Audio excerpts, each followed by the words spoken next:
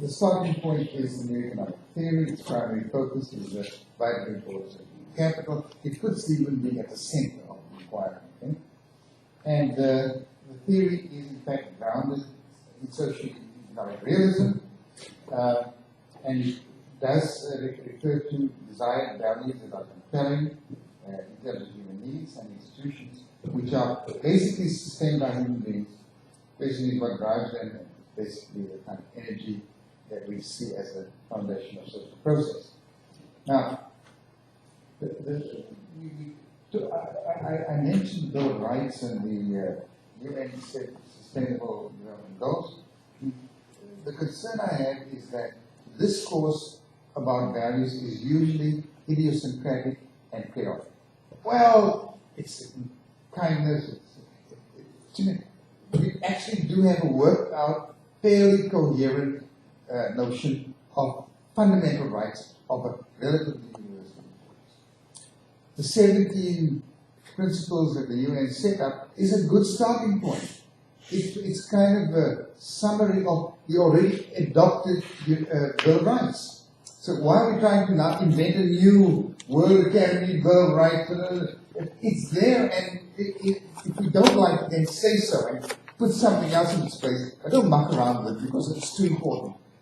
Those 17 goals there deal with human survival. It's a really zero-sum game for us if we don't do it. All right. The values that are reflected in the International Bill of Rights are not that difficult. Power, wealth, respect, health and well-being, skill, gratitude, affection, and etc. 9 of them.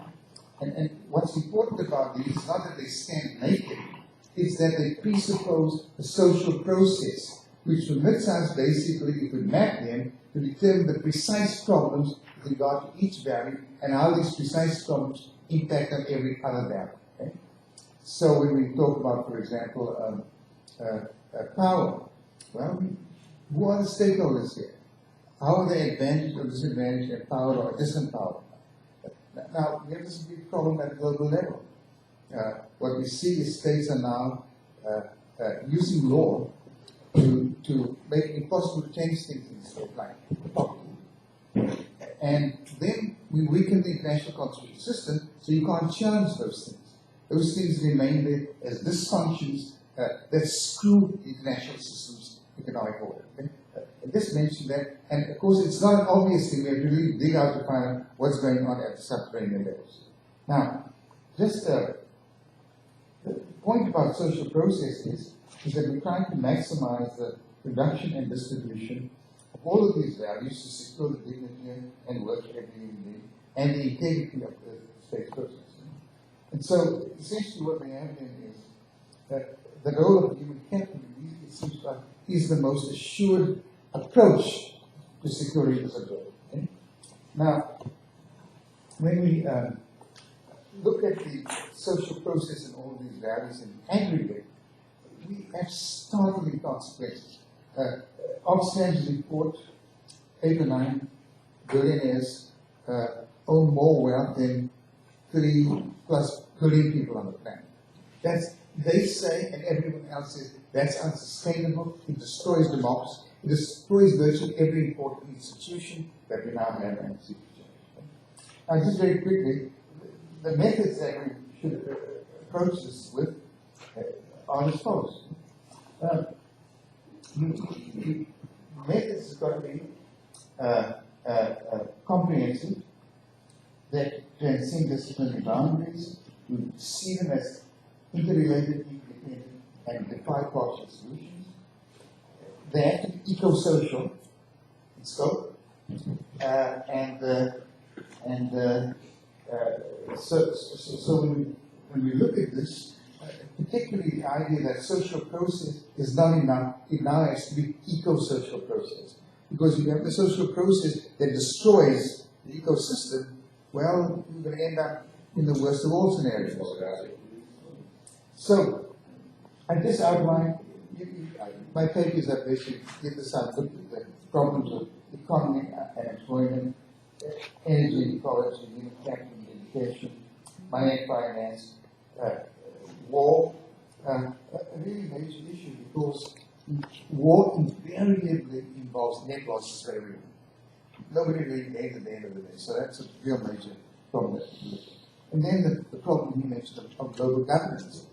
But we tend to ignore the fundamental problem of global governance. It's not a mystery. It's that we have some states who specifically target the idea of weakening the specific elements of global governance that will provide us with solutions. Putin's Russia into the Crimea was an absolute violation and a defiance of the international constitution. Netanyahu's grabbing territory in Palestine is another repudiation of the UN Charter.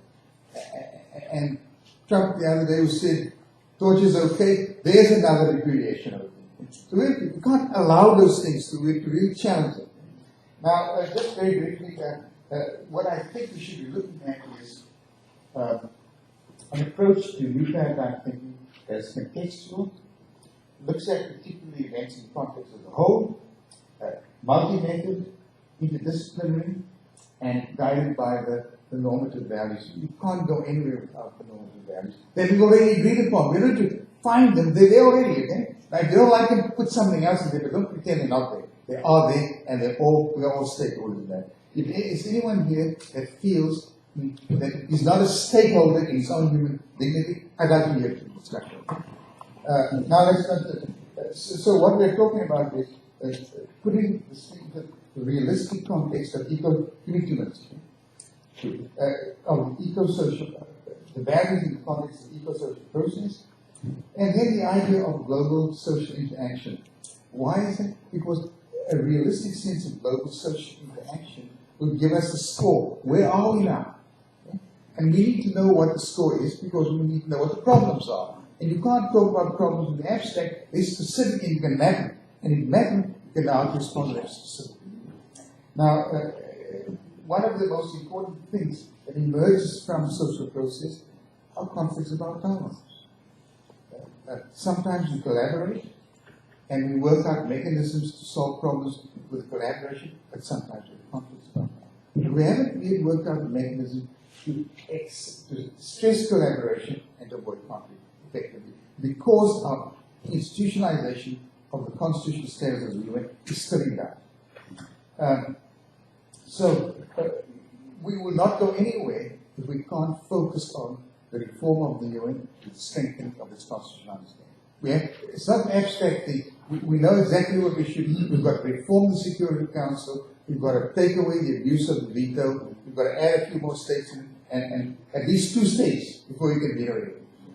We've strengthened the General Assembly with the United for Peace resolution so that if the Security Council fails, we can go back to the General Assembly and peace and security not thrown out there to the dogs or whatever. So, finally, it seems to me that if we map these problems and get the particular elements of who the stakeholders are, what's at stake for the stakeholders, then we can just go ahead and look at the other thing that was ignored here, I think, and that is the technology of decision making. What is the architecture of decision making? How do we apply that architecture to economic decision making? And then how do we develop the advocacy skills to talk the specific aspects of decision making, make a difference in the world? Thank you.